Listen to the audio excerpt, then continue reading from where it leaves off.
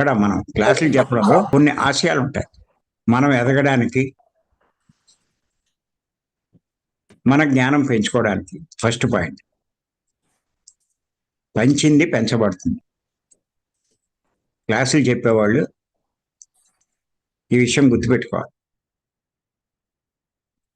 పంచింది పెంచబడుతుంది. మనం ఎందుకు వెళ్తున్నాం క్లాసులు చెప్పడానికి అంటే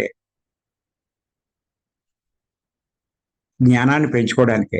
అంచేత ఆ జ్ఞానపరమైన సందేశాలు మనం తెలుసుకుని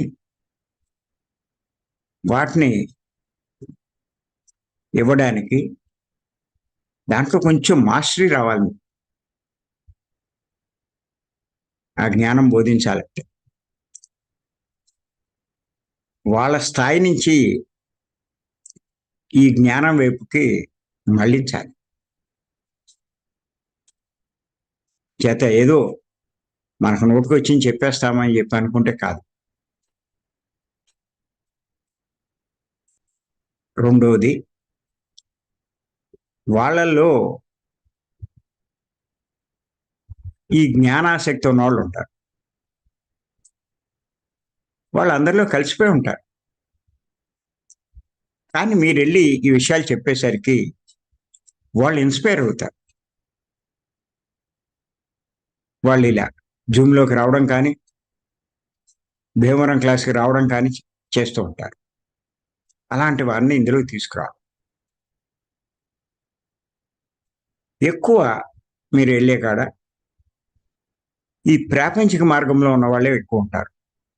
నేను దేహం అనుకున్నవాడు. అలాంటి వారిని ఈ ఆధ్యాత్మిక మార్గంలోకి తీసుకురావడం కోసమే మనం వెళ్తున్నాం అక్కడ. చేత ఈ క్లాసులు చెప్పేవాళ్ళు ఈ విషయాలన్నీ గుర్తుపెట్టుకో. మీ భవిష్యత్తు కోసమే చేస్తున్నారు ఇవన్నీ కూడా.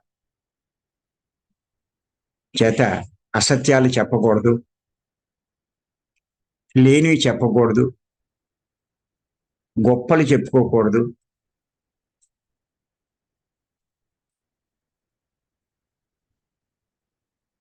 తప్పు విషయాలు చెప్పకూడదు. అవన్నీ మళ్ళా మీకు నష్టం కలిగిస్తాయి. పతనం అవుతారు. కొన్నాళ్ళకి మీకు ప్రకృతి సహకారం ఉండదు.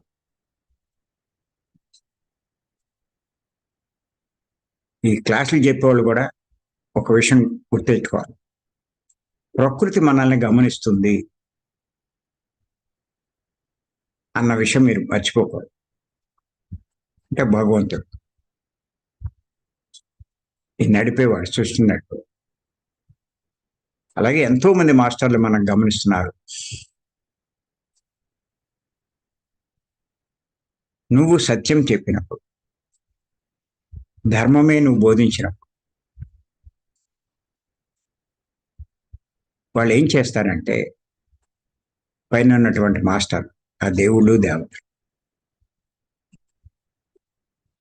అవసరమైనప్పుడు కావలసినవి మీకు అందిస్తూ ఉంటారు. గుర్తుపెట్టుకోండి.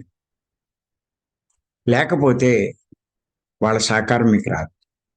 వాళ్ళ సహకారం లేకపోతే మీరు నైపుణ్యం ప్రదర్శించాలి. ఇది చాలా ముఖ్యం. నేను చేత క్లాసులు చెప్పేవాళ్ళు ఇవన్నీ గుర్తుపెట్టుకోవాలి. మీరు చాలా బాగా ఎదుగుతారు.